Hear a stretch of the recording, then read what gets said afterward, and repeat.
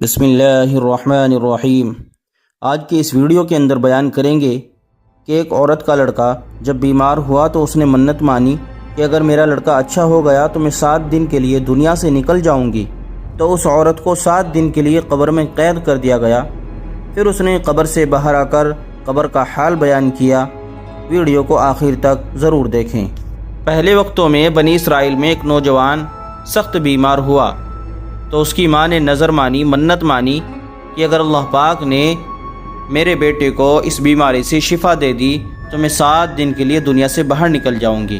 بس اللہ تبارک و تعالیٰ نے اسے بیماری سے شفا یاب کر دیا، لیکن اس عورت نے اپنی نظر کو پورا نہ کیا، اپنی منت کو پورا نہ کیا۔ ایک رات وہ عورت سو رہی تھی تو خواب میں کسی نے کہا کہ تو اپنی نظر پوری کر تاکہ تجھے اللہ تعالیٰ کی طرف سے کوئی بڑی مصیبت نہ پہنچے۔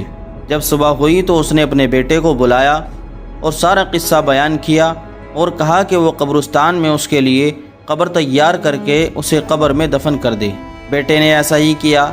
جب وہ عورت قبر میں اتری تو اس نے عرض کیا، اے میرے خدا اور اے میرے مولا، بے شک میں نے اپنی ہمت اور طاقت کے مطابق اپنی نظر کو پورا کیا، پس تو مجھے قبر کی آفتوں سے محفوظ رکھنا۔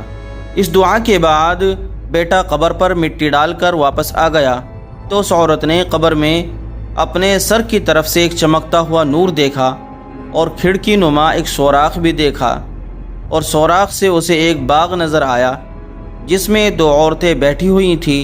ان دونوں عورتوں نے اس مدفونہ بی بی کو آواز دی کہ اے بی بی، تم ہماری طرف نکل آؤ۔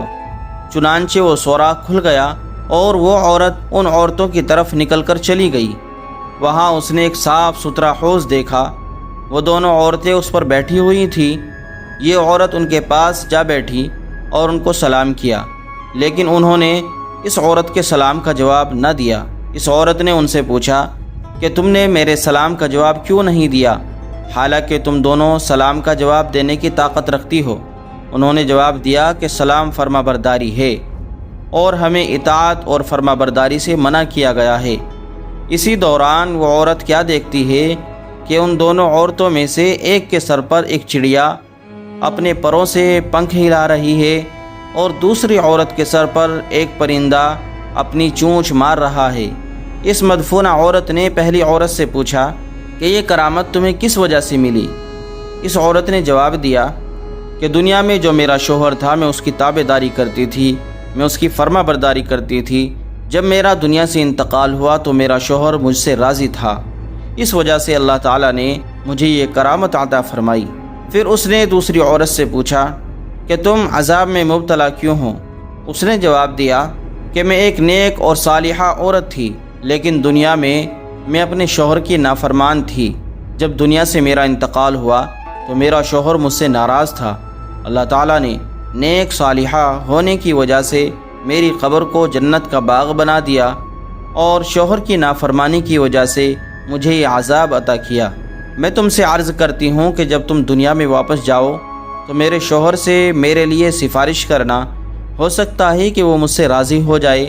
جب اس مدفونہ عورت پر 7 دن گزر گئے تو ان عورتوں نے اس مدفونہ عورت سے کہا، اٹھو اور اپنی قبر میں واپس چلی جاؤ، کیونکہ تیرا بیٹا تجھے لینے کے لیے آیا ہے۔ جب وہ عورت واپس اپنی قبر میں آئی تو کیا دیکھتی ہے کہ اس کا بیٹا اس کی قبر کھود رہا ہے۔ بیٹے نے اپنی ماں کو قبر سے باہر نکالا اور اس کو اپنے گھر لے آیا، اور یہ بات لوگوں میں مشہور ہو گئی کہ فلاں عورت نے اپنی منت پوری کر لی ہے۔